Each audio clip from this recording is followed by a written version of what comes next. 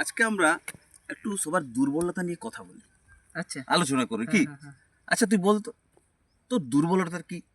আমার এগুলো বলা যায় এগুলো। আরে আমাদের মধ্যে তো আমরা তিনজন, তো কেউ জানতে পারবে না, বল না। আরে আমার একটা না দুর্বলতা আছে বুঝলে, কি বলতো, লোকের দোকান থেকে জিনিস কিনে খেয়ে দিয়ে না পয়সা না দিতে খুব ভালো লাগে আর কি। এটা বলবে না কাউকে, দেখো এটা আরে একটা না না না না, ঠিক আছে। আমার দুর্বলতা। হ্যাঁ আরে ঠিক ওটা আছে তো। ঠিক আছে ঠিক আছে। আচ্ছা তাহলে তোমারটা বলো, তোমার কি দুর্বলতা?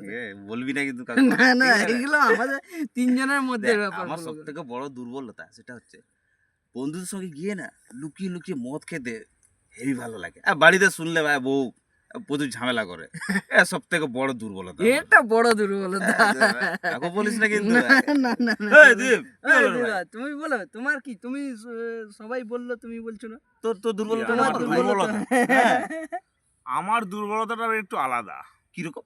কি রকম? আমি আবার কোনো কথা শোনার পর পাঁচ কান না করে থামি না।